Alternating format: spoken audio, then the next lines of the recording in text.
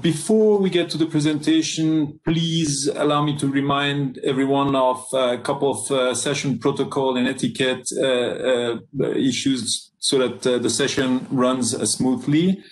First, all attendees except the person currently speaking must remain muted. Please do so. Unless otherwise noted, the presentations will each last 20 minutes. The session host will verbally prompt the presenter when there are 2 minutes remaining in their allotted time. When the allotted presentation's time has elapsed, if the presentation has not already ended, the host will prompt again, and I will immediately move us onto the discussion period. The discussion periods will last 10 minutes and immediately follow each presentation. Listeners must enter their questions or comments in the chat board. I, as the chair, will accept questions in the order received, read the listener's name and question aloud, and then allow the presenter to respond verbally. Presenters, we encourage you to restate the question before answering. This will continue until the host prompts that 2 minutes remain, at which time I will begin wrapping up the discussion. Following all but the final presentation, there will be a 2-minute transition period to allow the next presenter time to load or share their presentation. And during this transition time, I will introduce the next presenter. During this session, we will hear from 3 presenters who I can see are all present. And without further ado, please allow me to introduce our first speaker, Edwin Coron, from the Center for Global Trade Analysis at Purdue University, presenting on modeling FDI and affiliate sales. The floor is yours, Edwin. Thank you, Mark. Let me just share my PowerPoint.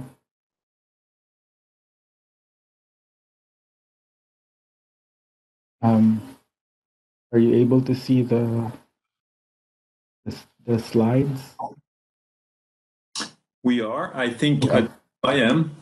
Okay. Okay, that's good. Thank you. Well, good morning, good afternoon, and good evening, everyone. Today I'm presenting about modeling FDI and affiliate sales in the GTAP framework. Just a disclaimer at this point, when Eddie and I started planning about this paper and this presentation way back in January, we thought we'll be done by now. But as they say, hindsight is always 2020.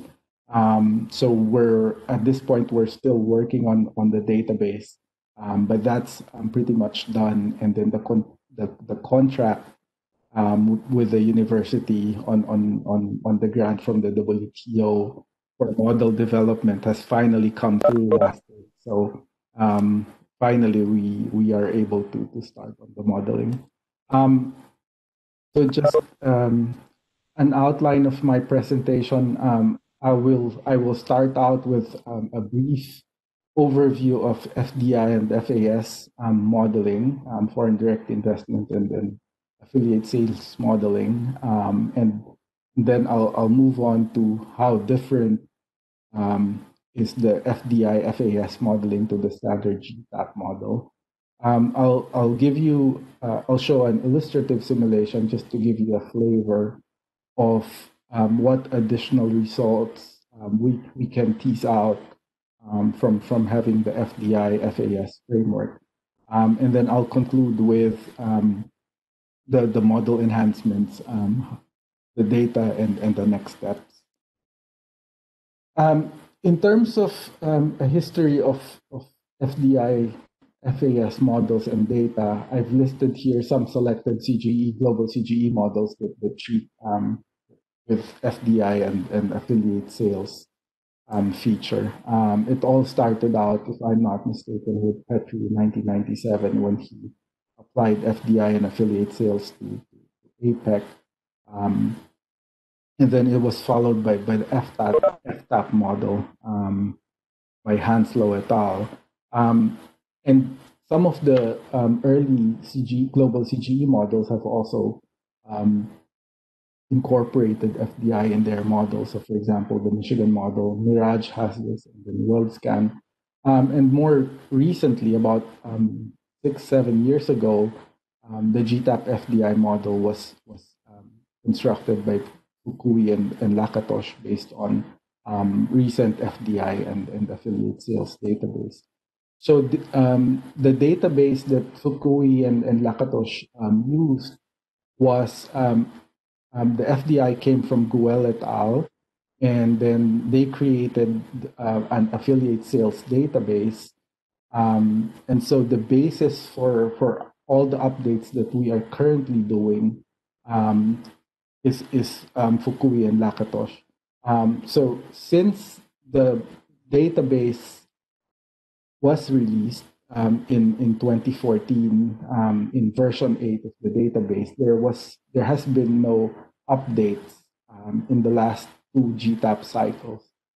So what we are trying to do now is to provide a data update so that we can release a GTAP 10A version with FDI and FAS this year, and then also release a corresponding data set for version 11 next year when version 11 comes out. Just a plug, although it was earlier, there was a GTAP database session number 38 on the database. There were 2 presentations there. The first one was by Roger Saul, who presented FDI database, how it was being constructed, and then the affiliate sales by Steve Fetzstein, who presented on the affiliate sales database for GTAP. In terms of model, the initial model by Fukui and Lakatosh were in the classic GTAP model, which is the older version of the model. The model to be released along with the database will be in the version 7 model format. And along with the static database, static model will also be putting in or porting in some of the features of FDI FAS modeling into the GTAP recursive dynamic models. So both the static and the recursive dynamic GTAP models will be publicly available, and also at the same time we'll put in all the features in WTO's global trade model. Very briefly, since this was covered in the presentation earlier, there is the work on the updated database is almost finished. For FDI, it's a cooperation between World Bank, WTO, and USITC. So basically, data sets were constructed or taken from different sources. They were cleaned and reconciled, and estimations were done to come up with predicted data. And then after that, after those estimations were done, quadratic optimization is being carried out prior to incorporation into the GTAP database. So some reasons for update, there's more regions and sectors in the GTAP database compared to version 8. There are more FDI data now compared to before. The quadratic optimization code has been updated. And in this version of the FDI database that's coming out, there's a correction for phantom FDI. So for example, if a country sends an FDI, let's say from the US to,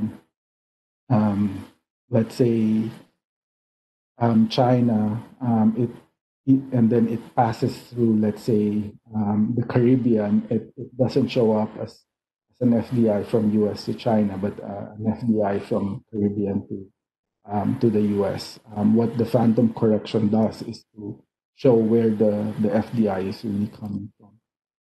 And here, very quickly again on the foreign affiliate sales database, it's a cooperation between the 3 institutions I mentioned earlier and us at GTAP. And we're building on the initial approach by Lakatosh and Fukui and the WTO TISMOS data set. So at this point, the estimation process is almost done. We have initial estimates. We are updating it, and the quadratic optimization work is also in progress. So more or less, the data side is about 75%. So at this point, I will just point out some of the differences between what the standard GTAP or what a standard CGE model would have compared to extending it for FDI framework. Some of the differences come because of the data. In the data set, it is possible to have a differing or a different input mix between domestic and foreign-owned firms. So that means the technology structure could be different in terms of value added and intermediate input mix based on ownership. Commodity supply could also be different based on ownership. And then bilateral trade, of course, could also be different, because instead of us just having a three-dimensional data set, let's say a commodity C exported by source region S to destination D, what we are having in the FDI now is that we are also distinguishing whether the commodity sent by source S is owned by source S or another region or country. Another difference in the data is that capital stocks are no longer at the region level, as in the standard database. In the FDI FAS framework, capital stocks are now distinguished by sector, by host, and by source. In terms of the modeling, if we stick with the initial model by Fukui and Lakatosh, there's not much difference in the model, except for a subtle difference in the production structure compared to the standard model, and of course the allocation of investment cost. I wish I have new data, but I'm just giving you a flavor of what to expect when the new data comes out. So this is based on the version 8 database by Lakatosh and Fukui. So here you see that the input mix in the data set has some differences according to ownership. So for example, for agriculture producers in the United States, on the left-hand side of your screen, you will see that the value-added shares or the labor and capital shares vary across ownership, but pretty much the intermediate input shares are similar. This is because of limited data, so it's quite hard to come up with or to find sources of variations. But what we are trying to do in the updated version is to provide as much is to source as much data as we can, so that these differences can come out in the database. Again, very quickly, just in terms of input mix differences by ownership, this is for manufacturing and services in the US based on the version 8 data. So you'll see that pretty much the intermediate input shares are almost always consistent, but there are some variation in the labor capital mix according to ownership of firms. In terms of composition of commodity supply, this is very difficult to the data for this is very difficult to find. So as you will see in version 8 of the database, the structure is pretty much the same, regardless of who owns or regardless of the owner or regardless of ownership. We are still looking for ways to come up with or finding ways on how to source or which data we can find to have more variation in composition of commodity supply. In here, this is the exports from the US to the EU by ownership based on version 8 data. So as you can see, there's not much variation there depending on the ownership. But hopefully with a new data set, with new information, we'll be able to have more variations. As I've mentioned earlier, the data set, the FDI FAS data set, is different from the standard data set wherein there's only one capital stock by region. In this case, there is a difference because we are now able to track capital stocks by source and by host. So in here, in this diagram, you will see that in the US, for example, much of the capital stocks in the US come from the US itself. This is quite consistent across all aggregated regions here, which says that a majority or much of the larger shares occur in the diagonal. But in the US, for example, we see that that the rest of the world, that some of capital stocks in the US are now moving on into the modeling. This one. So now in terms of the modeling, I mentioned earlier that there is a subtle difference in the modeling, in the production structure between the standard model and the GTAP FDI model. If you look if you look very closely, the subtle difference come in the index here. The production structure is very much the same, except that you will see that there's an additional index O on the right-hand side, as shown in the GTAP FDI model production structure, which means that here we, in the FDI FAS model, we are tracking output produced by an industry or activity A in region R based on who owns that particular firm.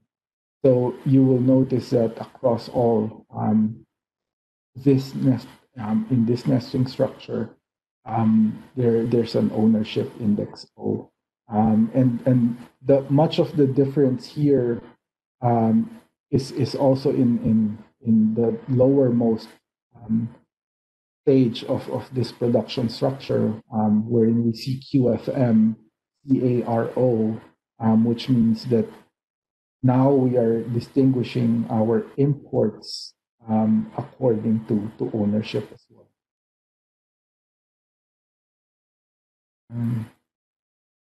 Okay, so just to give you a flavor of what to expect whenever we have an FDI database and an FDI model in play.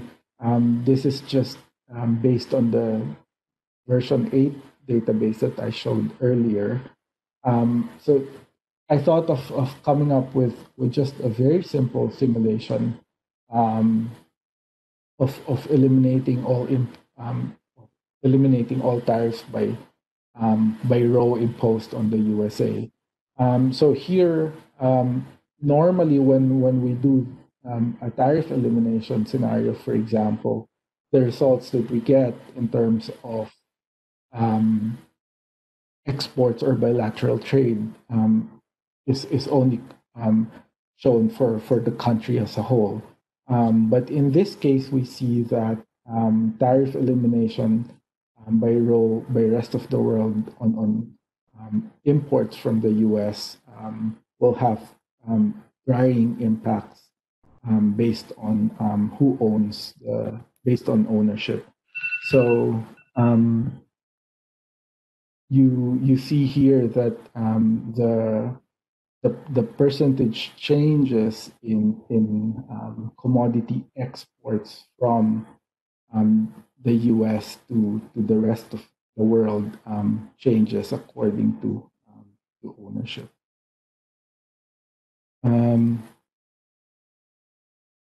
Here, this just shows how outputs are changing within the U.S. Based on ownership. So this is something that the FDI FAS model allows us to additionally analyze. We are able to see which particular firms or activities expand the most or decline based on ownership.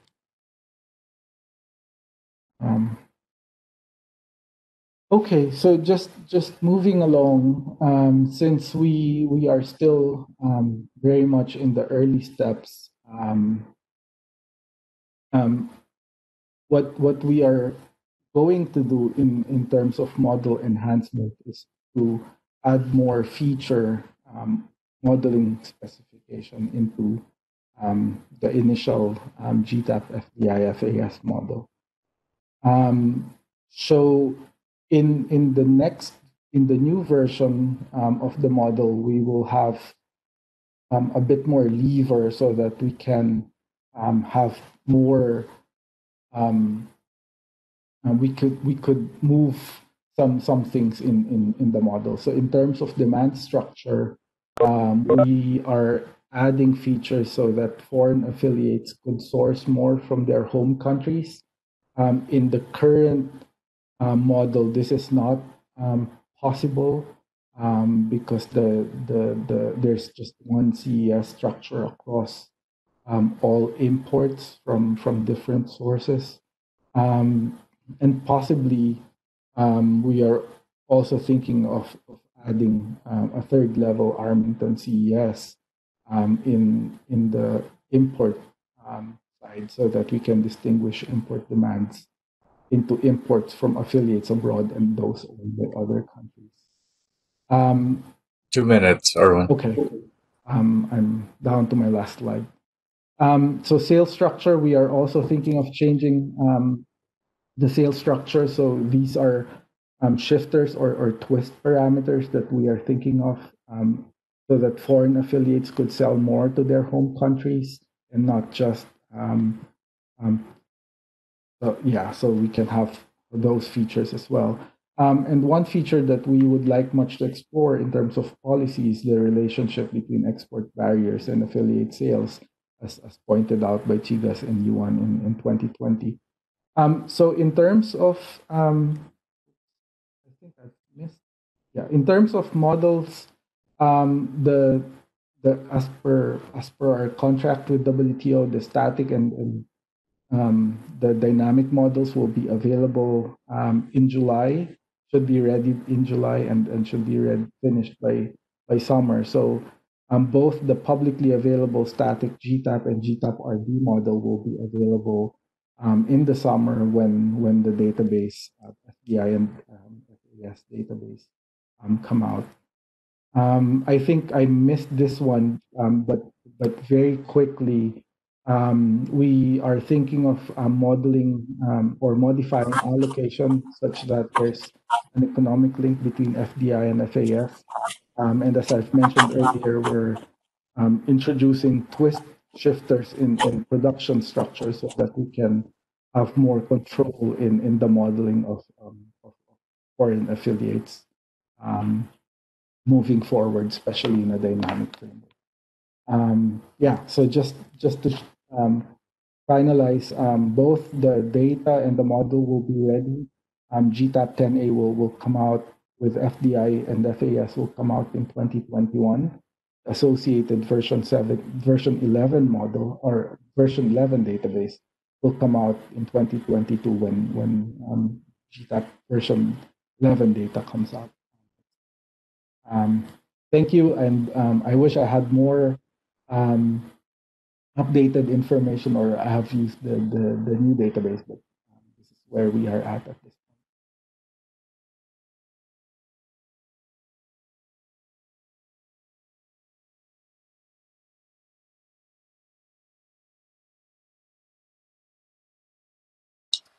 Sorry, Mark, I think you're muted. I had unmuted, but yeah, sorry again. So thank you, Edwin, and let's take some questions from the audience. Please enter all the questions and comments in the chat. I see a first question from Xiaomin Li. Could you please explain a little bit about the GTAP RD FDI model? How are you going to deal with the dynamic part of FDI? Good question. We are still in the development phase, so that's something that we are very much aware of. Of course, there will be a stock flow relation for the FDI, but when I'll give you more information when we finish the model development. Thanks. Any other questions?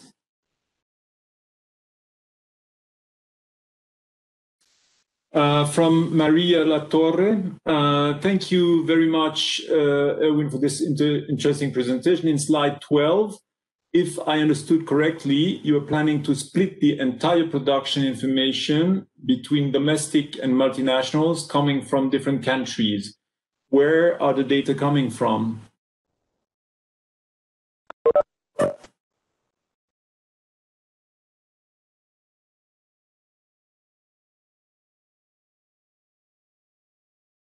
You're muted. Edwin, you're muted. Oh, sorry, I thought I'll be used to this by now. So the data for the US comes from the DEA.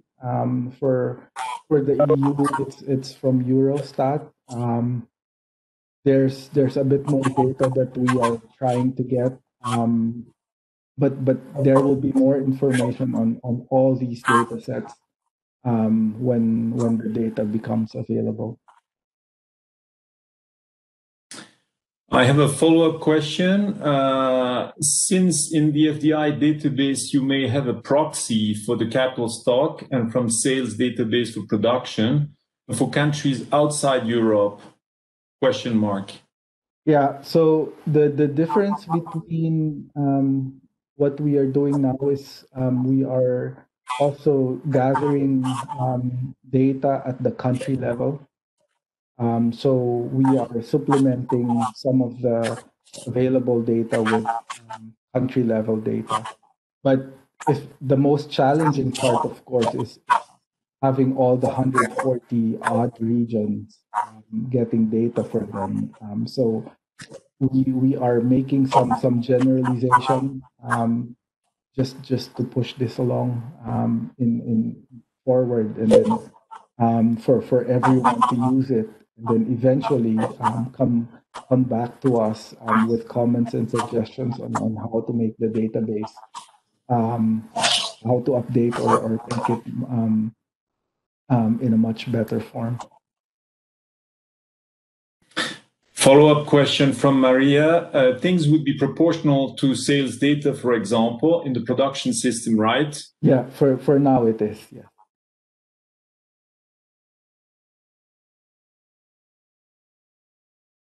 Thank you. Yeah, thank you to Maria.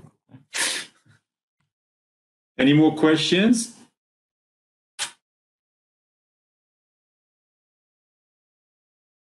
No more questions? Well, then I propose, can't see any more questions. So let me introduce our second speaker, Edward Balistrieri from the University of Nebraska-Lincoln, presenting on economic impacts of investment facilitation. The floor is yours, Edward. Thanks, Mark. Let me get my presentation shared here. Share.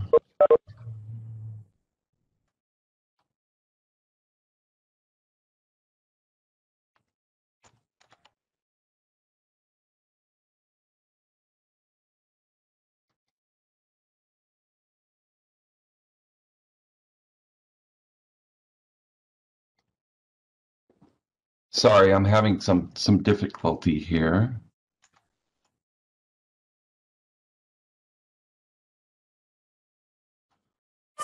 While you're sorting out the problem, can we? So there are two more comments by Maria on the chat. Edwin, maybe you can respond bilaterally or on the chat to Maria.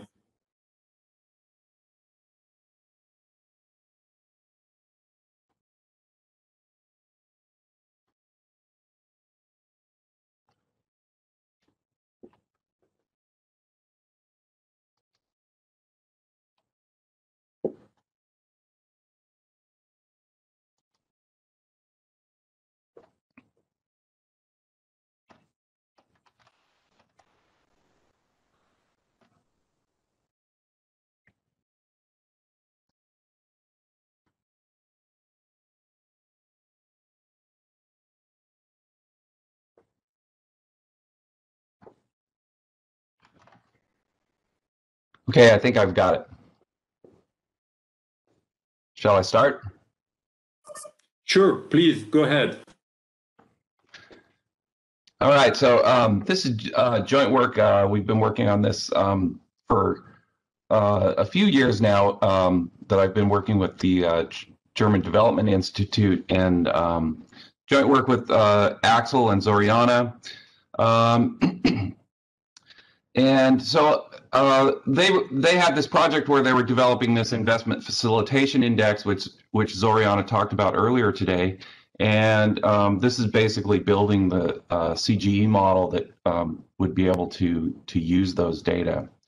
So let me go into this. So the key research question here is, what are the impacts of the investment facilitation agreement? Again, others have talked quite a bit about the context around this and the push for an investment facilitation agreement. And there are a number of challenges that we face when we model this type of an agreement.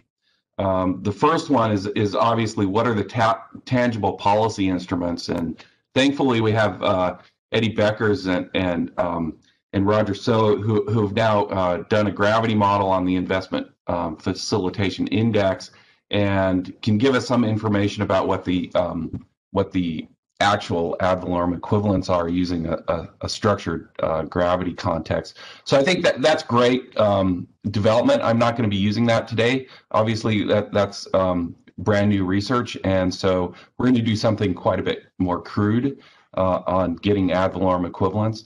But basically, getting the machinery up and running with the CGE model is what I'm going to talk about today. And then there's a question of what is actually actionable when we have these ad valorem equivalents. How much of that is actually going to be actionable by the parties?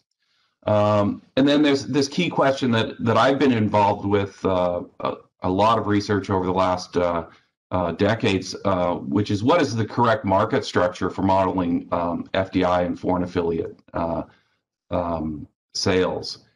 And so, we find that, in my research, I think these selection and variety impacts are rather critical for welfare analysis. So we're going to be using a monopolistic competition structure. It's going to be sort of a novel one here, but the basic idea is that we have variety impacts when we get foreign affiliate sales. So sort of a tangential question is, what's going on with the US and India? And so we get sort of interesting results for spillover effects of the investment facilitation agreement, and whether or not there's incentives to cooperate or participate in the agreement. Okay, so to give you a little bit of a background, some of the antecedents here. Again, the policy context is well covered in the other presentations, both in the previous session and here. I think I'll be able to talk a little bit more about it. But the economy-wide analysis of FDI is sort of has this tradition. And I'm going to start with thinking about the theoretic work that I find sort of rather critical. And there's a bunch of Markuson papers here that I'm citing. And the key component in these papers has to do with the idea of the knowledge capital model, and that there's a deeper link than we, if we just talk about like services FDI and we only talk about mode 3, we're sort of missing some of the action there, because there's a strong link between the foreign affiliates and their home countries. And so I'll talk a little bit about how we capture that numerically. And that's basically building on this work that Tom Rutherford and David Tarr were involved with. And they have this nice Canadian Journal of Economics paper in 2005 with Markuson, where this is really drawn out, this idea of the link between the foreign affiliates and the direct cross-border trade with the home country.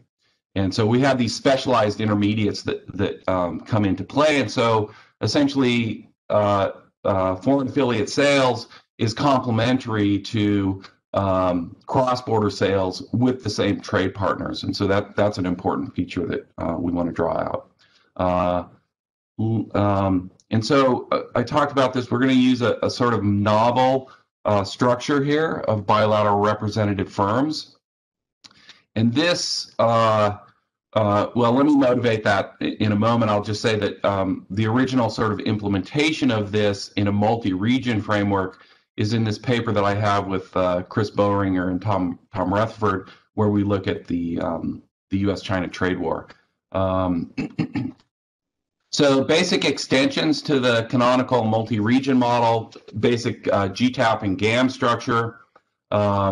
We're going to be using the relative IFI scores to get a crude estimate of the ad valorem equivalents, and then we model those as TFP shocks for firms that are engaged or potentially engaged in foreign affiliate sales. We have extensive margin adjustments. These are the variety impacts that I mentioned, Dixit-Stiglitz variety impacts through monopolistic competition. So let me just run through the basic theory of the bilateral representative firm structure. The original work by Rutherford and Tarr on Russia's WTO accession used an open economy model. So it was a multi-region model of Russia, and then they traded with the rest of the world.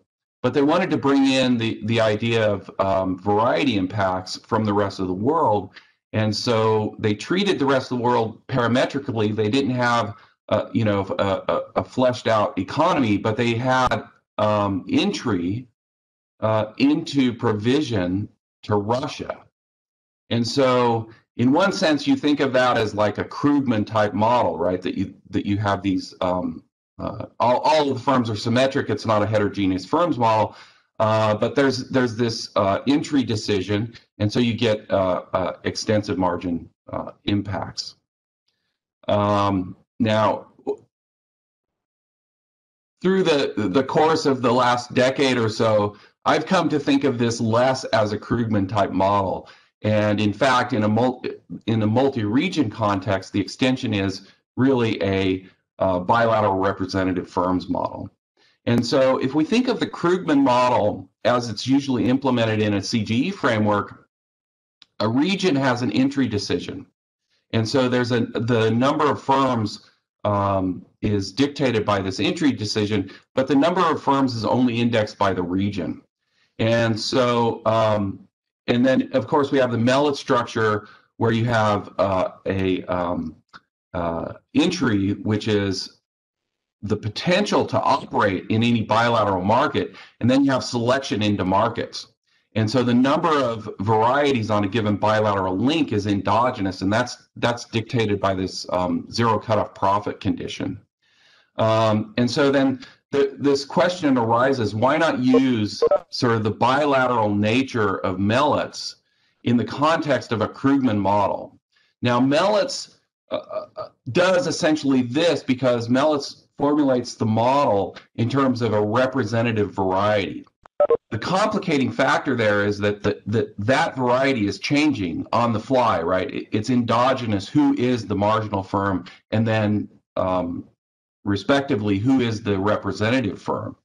And so in the Krugman context, there's only one type of firm, and so you don't have these productivity wiggles. So so the question is, why not a bilateral Krugman model? Well, in fact, if you just go and try to model this as a bilateral Krugman model, where you have an entry decision of symmetric firms on each bilateral link, you lose convexity in the model, and there are, in fact, an infinite number of solutions, even at the benchmark where you've replicated the data. And so you get around that, or we get around that, by installing a sector-specific factor. So there's going to be Ricardian rents associated with a given bilateral activity. And so the specific factor gives us both convexity, that is that the model is well specified with a unique local equilibrium, and tractability in the sense that, there's a question of whether this is a feature or a bug, but once you add this sector-specific factor, then there's a new parameter which is essentially reduces to the supply elasticity on that bilateral link. And so you have a lot of tractability in that you have a new sensitivity parameter, which is how responsive is the bilateral link based on the elasticity of substitution between the specific factor and other factors. And so essentially this local supply elasticity replaces what would be the shape parameter in the Mellitt's model. And then instead of having sunk cost payments that go into the entry decision from the Mellitt's model, we have Ricardian rents that are collected by the specific factor. Now, in an FDI context, it is really convenient that basically these bilateral Krugman type varieties could be built on either cross-border or FDI provision, or foreign affiliate provision.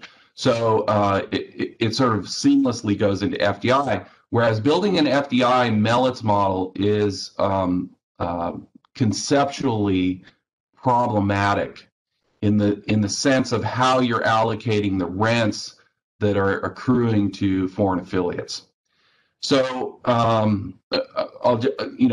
are a lot of things that are not worked out in terms of a Mellitt's model with FDI. Usually you have to have some sort of an outside good so that you have a numeraire, so that the potential Mellitt's firms can evaluate the revenue that they're earning on those affiliates. So anyway, this is really convenient in that we can seamlessly move to a cross-border or FDI provision within the context of this bilateral representative firms structure. Let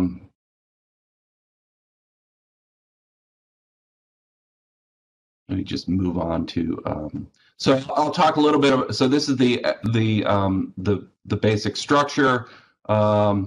So we're going to be using a very aggregate model here. We break down the GTAP 10 data into agriculture, energy, manufacturing, and services. Agriculture and energy are treated as CRTS Armington goods. Manufacturing, we have FDI with increasing returns to scale, bilateral representative firms structure, or we can choose standard Armington. And so I think it's actually really useful, although this paper is not specifically about structural sensitivity. I think whenever you decide to build a model with monopolistic competition or imperfect competition, it's always good to have a Armington sort of backdrop as a basis for looking at the quantitative results. So, you know, I always think about this, oh, well, what's the equivalent calibrated Armington model, and then have a logical switch in the model where you can just turn this on and off. I think that's sort of an important mechanism by which we have a backdrop to look at the marginal contribution of the monopolistic competition formulation. So we have 4 primary factors. Capital is broken into this sector-specific portion, which really we just pull out 5% of the capital of the revenues that go to capital in manufacturing and services. And then we have CETs on land and resources. That's sort of a standard GTAP and GAMS formulation. We have extended country and regional coverage for the IFI discussion. And so rather than list those countries, I'll just list them in a table which includes the shocks that we're assuming. So basically we have a bunch of countries that are in the structured discussions. We have these aggregates right now: high income countries and low and middle income countries. We're revising this, and actually last night I just ran some additional scenarios where we've broken this out and moved to GTAP 10A. So I'll present a little bit of that at the end of the presentation. So we're basically looking at, in the working paper version, 4 different scenarios: a lower bound, a mid-range, and an ambitious investment facilitation agreement. Again, we're just using the IFI indexes brute force. This morning, Eddie presented a nice formula for how you take the gravity coefficients and translate those into AVEs. And that formula is going to be increasing in the difference between the before and after investment facilitation indexes. And so really all I'm doing is I'm taking those differences and then scaling them. Okay, and so we're going to just assume a scale factor of 5% of that difference is actionable. So what this does is it preserves the disbursement of the investment facilitation index across the regions, basically giving us bigger distortions for developing countries, countries that score lower on the investment facilitation index. And again, these differences are developed by the German Development Bank in terms of the details, which I think Ali will be discussing in the next presentation. Okay, again, these are the basic scenarios and a rough description of these. Again, these are being updated on the fly as the negotiations move forward.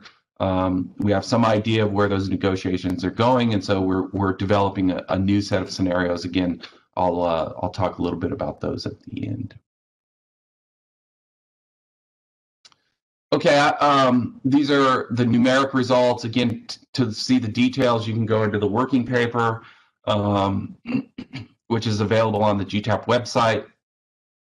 Again, the differences in the investment facilitation index are showing up in terms of the welfare impacts, where lower income countries are seeing larger increases in welfare. There are substantial spillovers.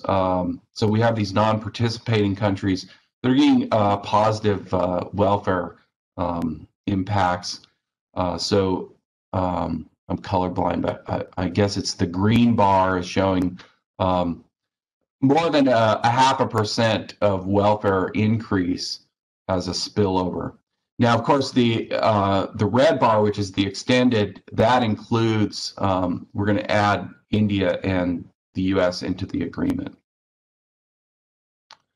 If you want to see the numbers across the regions, here's a table that does that.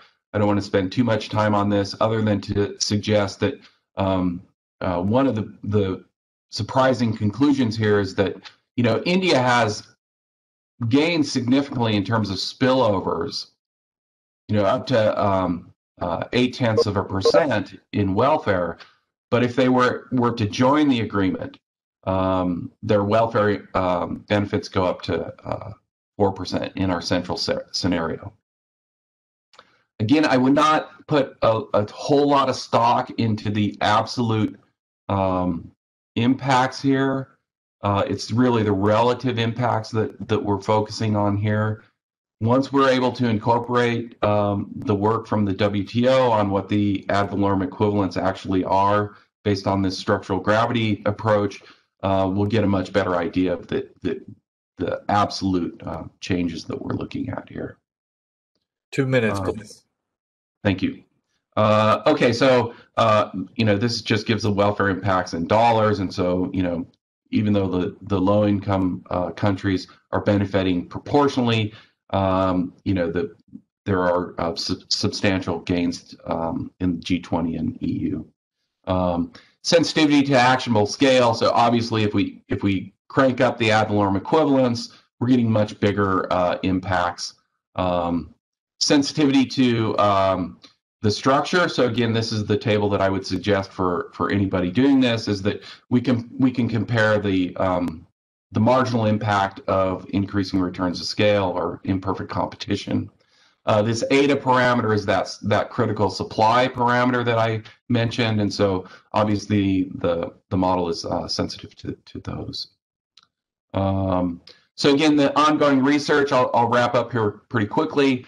New scenarios that are being negotiated. We're looking at binding, what portions of the IFI are actually binding, sort of a more optimistic best endeavors, and then both of those together. We've updated the model now to GTAP 10A. We've added these additional low-income regions because that's sort of where things are interesting. So we have low-income Europe and Asia regions, low-income Latin American and Caribbean, and then Middle Eastern and African low-income countries. Again, there's ongoing research in terms of refining the IFI that Zoriana talked about earlier, and ongoing research in terms of actually developing credible AVEs on building on Becker's presentation. So this is just a demonstration that the new model is working. These are the new scenarios here. And again, the results are fairly comparable. There's some wiggling around in the numeric results.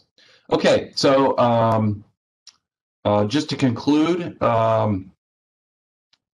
we're basically leveraging this IFI and putting it in a CGE context.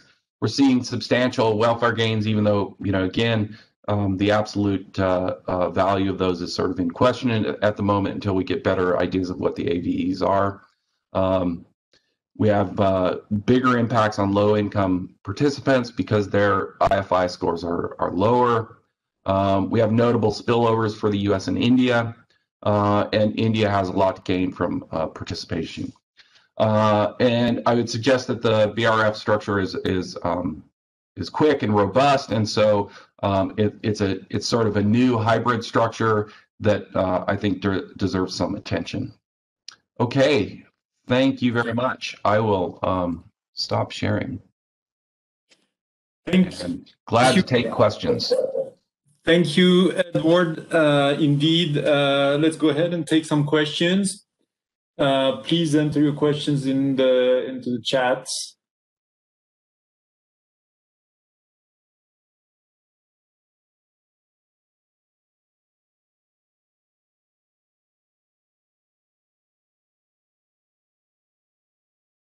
Okay, so first question from Maria. Thank you, Edward, for such an interesting approach and presentation. How do you interpret the spillover effects for non-participants? If I understood correctly, for least developed countries, the impact was smaller than for non-participants.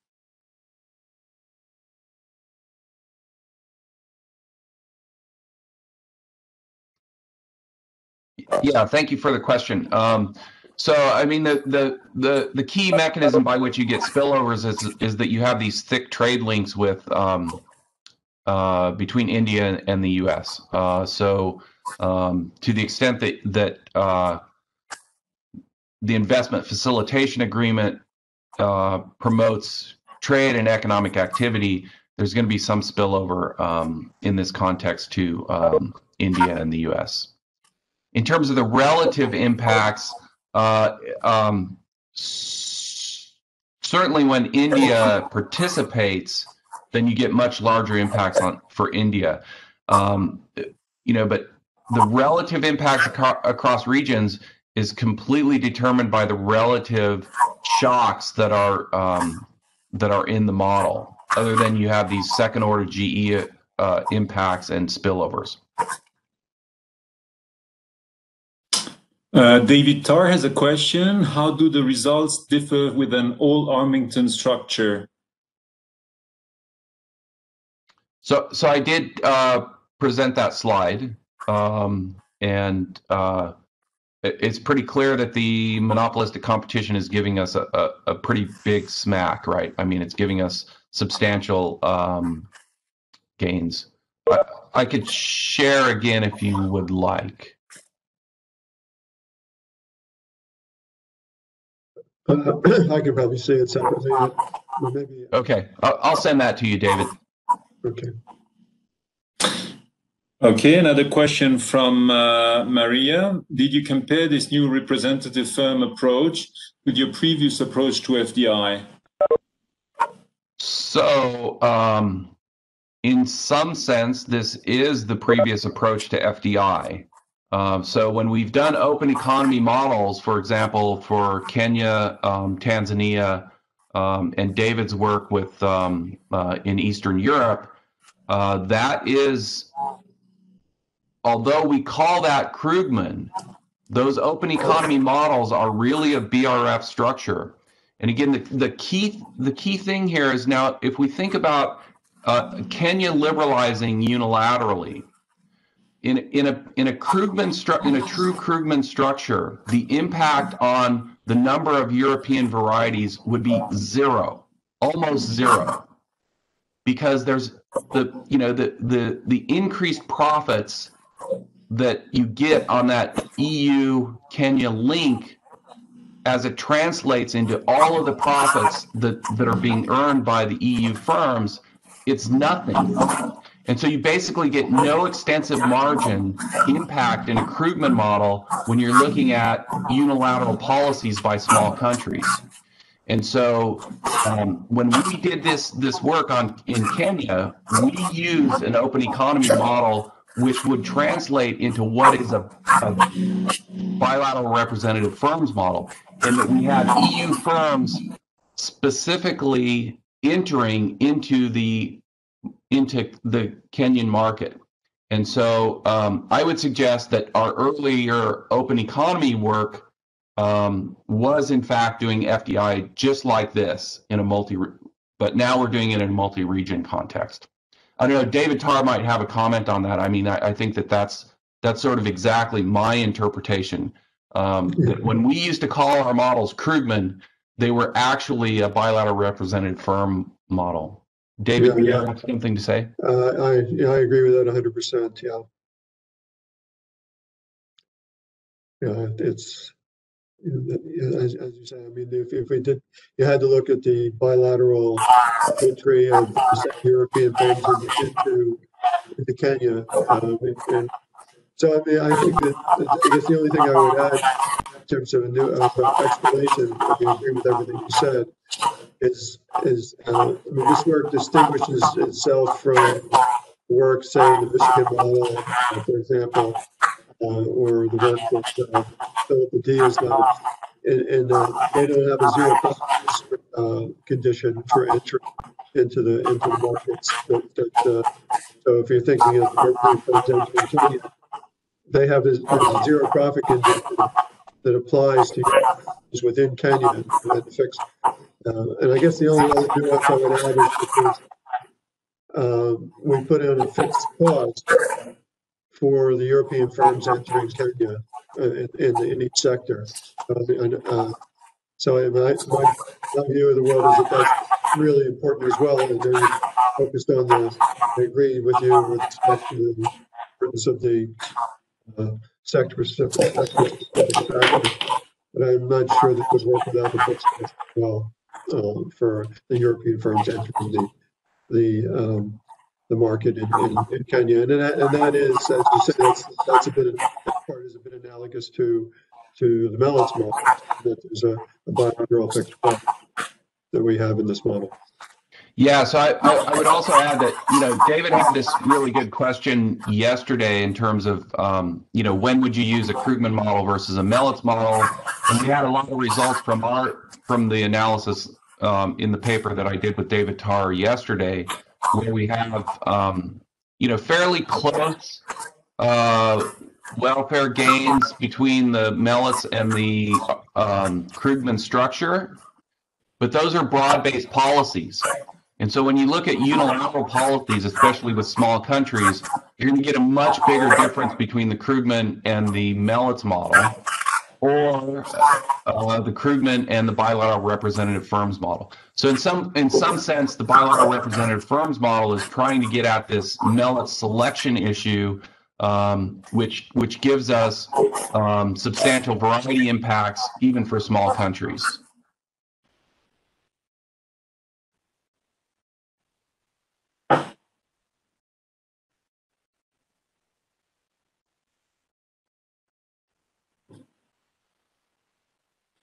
Thanks, Edward. I don't know if there are any, thanks, David. I don't know if there are any other questions. I can't see any on the chat. Does anyone have another question? Otherwise, I will continue with the next speaker. No more questions? Okay. So let me introduce our third speaker, Ali Dadka from GTAP Consulting. He will be presenting on the implementation costs of investment facilitation framework. The floor is yours, Ali. Thanks, Mark. Just going to share my slides.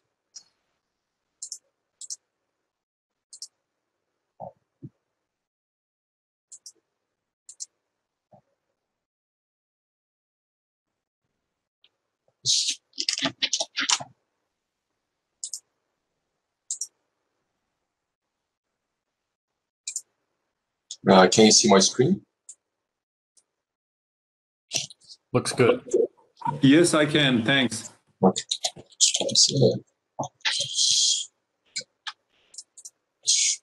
Thanks, Mark. As Mark mentioned, this is a study trying to quantify the implementation cost of the measures currently being negotiated in the WTO under the investment facilitation framework. This is the third part of a series of studies being done by the German Development Institute over the course of the past few years. The first part of it was what Zoriana went over in an earlier session today about developing an index to quantify the current level of implementation for investment facilitation measures. The second one was what Edwin threw, which is basically developing an econometric model to quantify the gain. And the third part is what I'm going to be discussing today, which is basically what will be the cost of implementing those measures. There are, when we do a study like that, there are a series of challenges, and to just make note of a few of them. For example, when it comes to collecting data, it's not easy to find, there's a lack of resources. It's not easy to find quantitative data. The second part is the current negotiation for investment facilitation in the WTO is a moving target. But seems like the members have agreed at least on the key policy areas, and those are not going to change. And finally, when we look at investment facilitation, especially when we compare it with trade facilitation, there is no single authority which is in charge of investment facilitation. I mean, in trade facilitation is usually the custom agencies, but in investment facilitation, there could be various agencies, like investment promotion is only one of them. So seeing where the cost is coming from becomes even more challenging when we do study for on investment facilitation. Oh yeah, and before we go further, when we talk about cost, only referring to the cost of implementation to the governments, not to investors or private firms. In terms of the scope of the study and coverage, we look at 5 countries in the study: Mongolia, Dominican Republic, Colombia, Laos, and Ghana.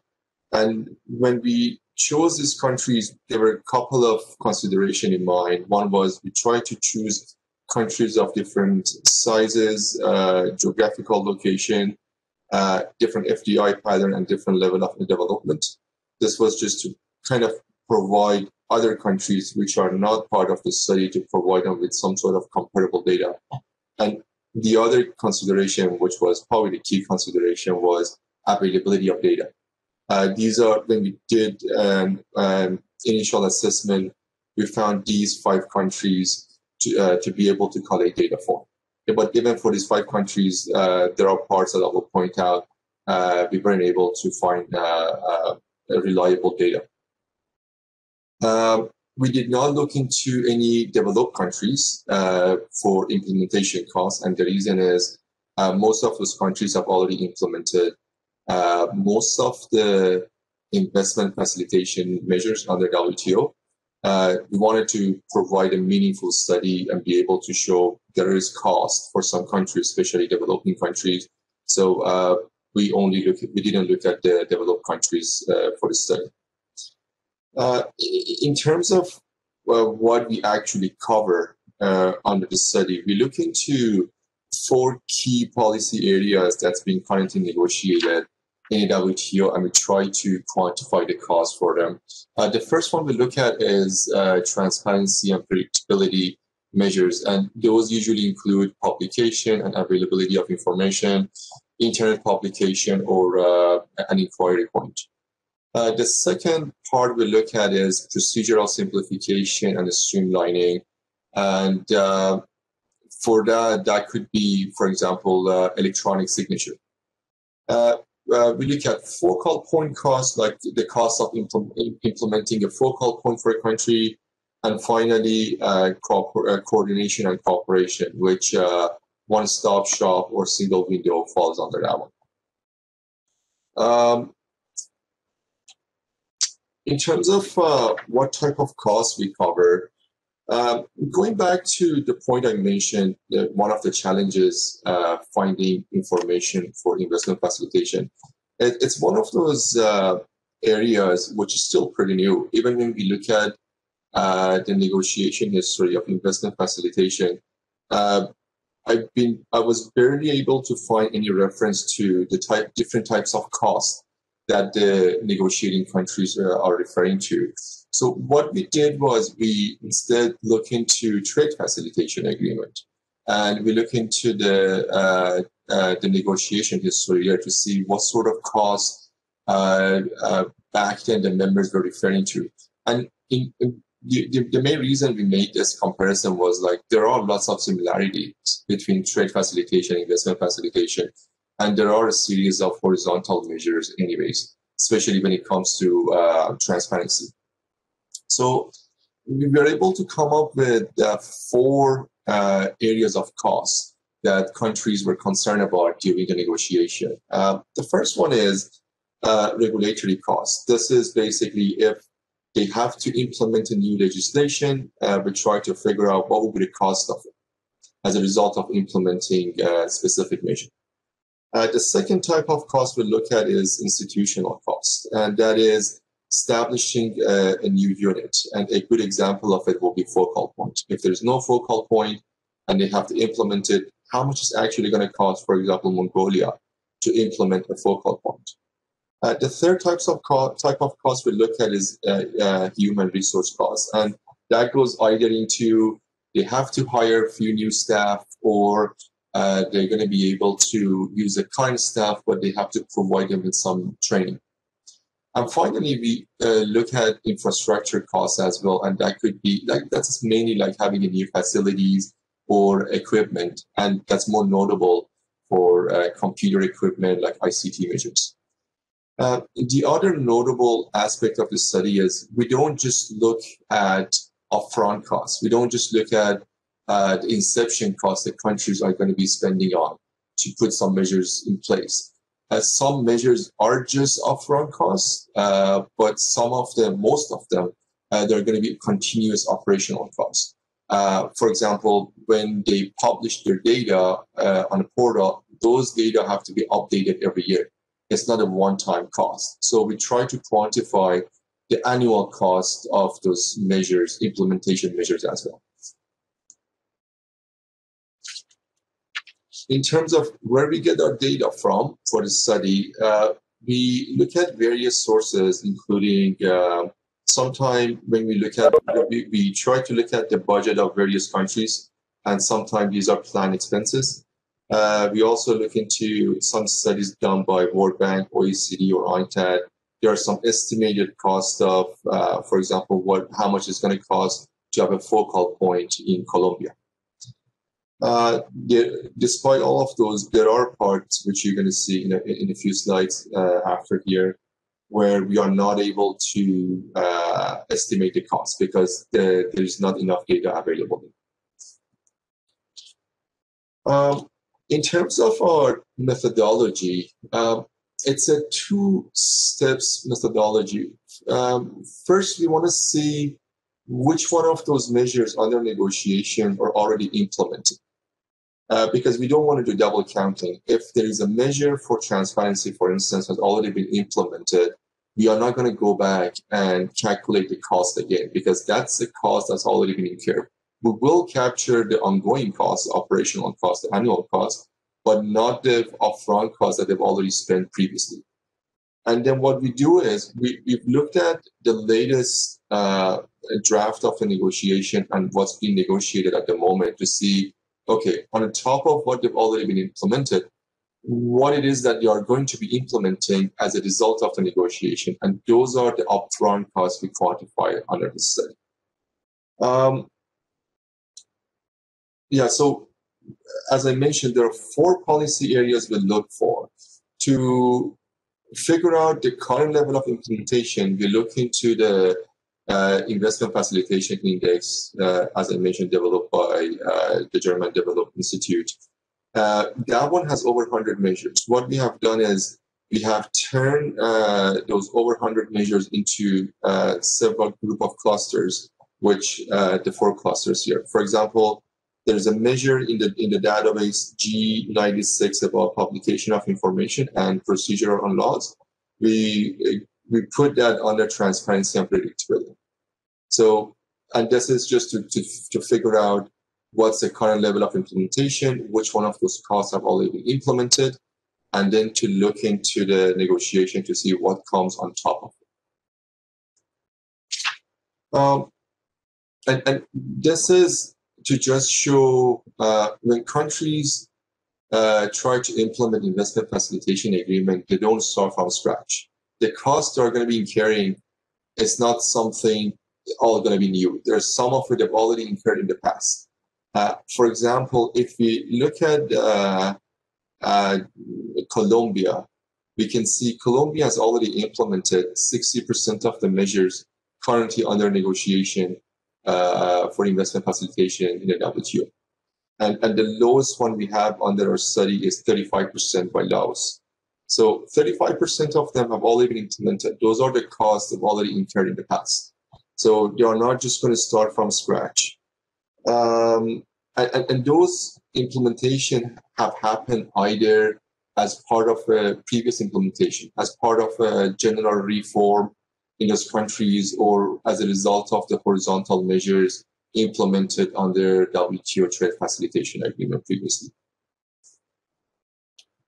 Now, going over some numbers, the result of the studies basically, the numbers we see here, they're all in US dollar. For transparency and predictability, for instance, we divided into 2 subcategories: internet publication and inquiry point. We can see the upfront cost, for example, for Dominican Republic to publish the investment regulation laws on internet will be about $60,000. And that's an upfront cost. It will have an ongoing cost to just update them. Yes, and we see, for example, Colombia has already implemented it, so it won't be any additional cost for them. For Ghana, we can see it's a relatively large number, over $26 million. And this is because Ghana is doing a general reform for ICT-related measures and IT. And this one really goes way beyond transparency. It deals with single window. So we weren't able to really dissect what those exact numbers were. They did not provide a detailed level number. So we just put the total number, which is going to be applicable to different policy areas. Once those, for transparency and predictability, what we notice is once those measures have been put in place, they will have operational costs because those regulation or procedure for investment facilitation or investment in general, they need to be updated every year. So that's something that, so having like a maintenance cost that implementation of those measures is going to have for the structures. The next policy area we'll look at is for simplification and streamlining the procedure. And when we talk about it, we're talking about measures that include harmonization, simplification of documents, licensing, removing duplication steps. And the common approach to it that comes to my mind is usually one-stop shop or single window. We haven't quantified single window under this policy area. We've included it under a different policy area, which is more relevant. For this one, the only one we took into account is electronic signature. And when we looked at all these countries, we noticed they already have implemented electronic signature, and they already have a legislation for it. The only one that doesn't have it is Ghana.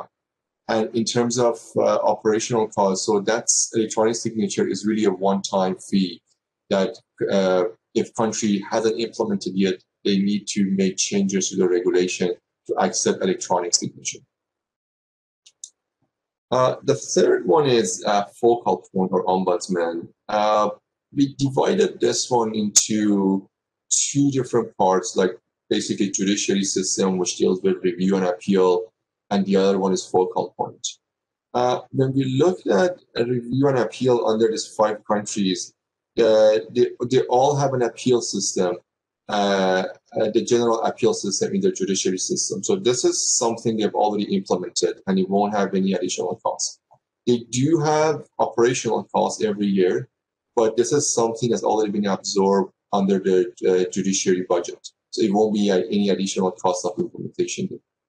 And finally, for focal point, if you look closely at the number, we can see the range is really vast. It goes from $35,000 for Dominican Republic all the way to $63 million for Colombia. And the reason for that is focal point has various aspects. It could be dispute prevention, it could be policy advocacy, it could be taking preventive measures.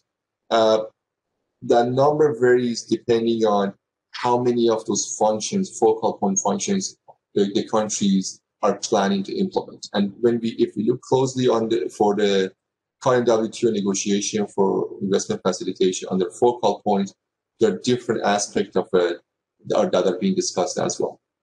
As a general notes, we do recognize some of those measures currently being negotiated are best endeavor. Not all of them are binding. The study and that language is changing as we speak under negotiation. So for the study, we basically assume they're all going to be binding, and that will be based on the countries to implement them. And the focal point is going to have operational costs, which are the monthly costs they're going to have as well. And finally, for cooperation policy area, which we put single window under because that's comprehensive enough to basically cover the whole policy area. You can see the cost is relatively high compared to the other policy areas. It goes from $6 million all the way to almost $14 million for Mongolia, just at the inception stage. And this is really not a surprise. And this is one of those policy areas which is a focus of negotiation at the moment too. And it would require more radical and complex changes to implement them as well. Lots of them, like part of them are, when we talk about single point, they need to be, they need to train new staff, or they need to hire new staff, or they need to create a new institution. And lots of those single window measures deal with ICT and IT measures as well. So lots of it are going to be infrastructure costs too. So those are the more complex measures and costlier measures for country to implement as well. Ghana was an interesting case. It's basically what Ghana is planning to do for their operation, for its operational costs, is to actually charge countries for single window to try to cover that overhead through the investors. That's why we didn't put any number for Ghana. 2 minutes, please. Thanks. And just some conclusion for the study and the way to move forward, where we're going to go from here. So yeah, it previously, in the previous presentation, talked about the econometric modeling that potentially going to be used to quantify the gain. So what countries could do is use this study to see what are the costs are, if they're going to have that much gain, but how much they actually have to spend money to implement the measure. And I understand for some of the developed countries, this might not be the issue, but for developing countries, this is going to become a bigger issue. So it's really important for them to maximize the gain while they're going to go for the lowest cost. And we also noticed as part of the study that countries have already been implementing these measures for the past few years, and some of them have been due to the previous implementation of the WTO Trade Facilitation Agreement. The total cost these countries have spent, they need to spend in general, the inception cost. It varies, it ranges from $6 million to $32 million. And then for annual operation costs, there's no country which has more than $1 million each year to spend. Yeah, so if you really look at, in retrospect, at the gain compared to the cost these countries need to spend, the cost is not that high to put into place the investment facilitation measures. Where we're going to go from here is, so the study only covers five countries. And the next step for us is to send a survey actually to those countries and try to, verify those numbers again and try to fill in those gaps. As you saw in some of the boxes, we haven't been able to find reliable sources for them. And also potentially to expand the coverage to other countries as well. Thanks.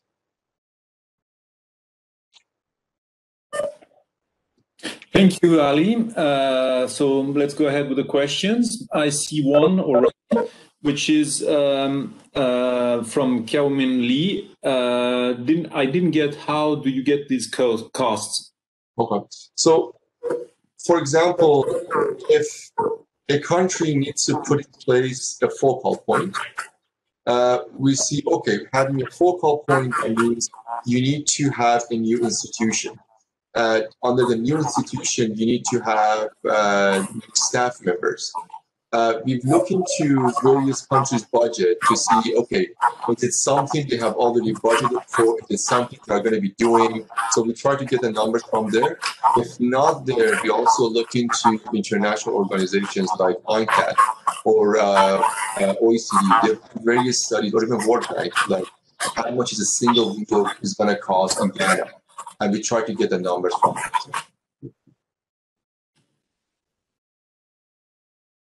Thanks, Ali. Are there any other questions?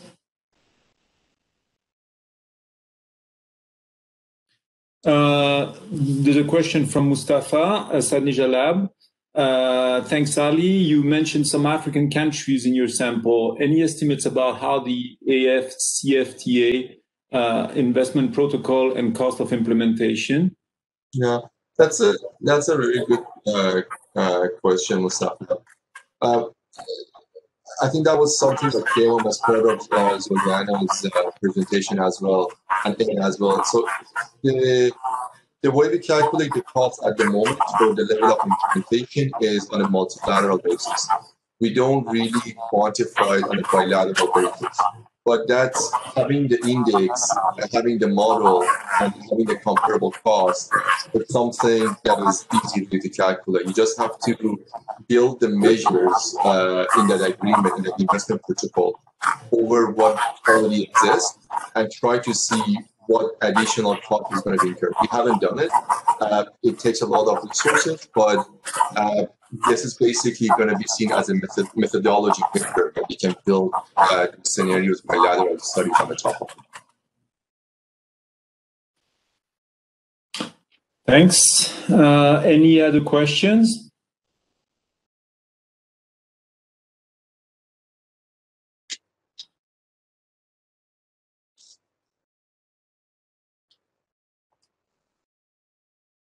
I don't see any other questions.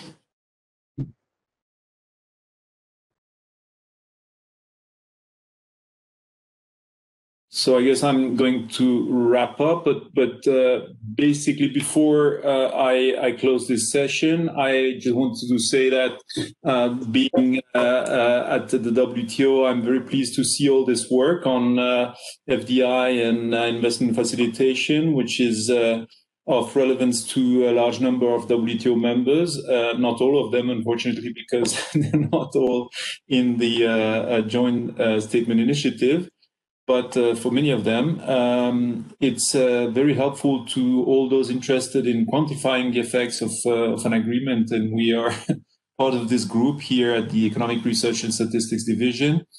And it's also very interesting to see that all dimensions of the agreement, of the investment facilitation agreement, are taken into account, including the costs. And so thanks for all those presentations, which were extremely interesting. And I'm now closing this session on FDI, affiliate sales, and investment facilitation quantitative modeling. Please help me in thanking all the presenters for their valuable and thought-provoking presentations. And we appreciate everyone joining us and hope you enjoy the remainder of the conference.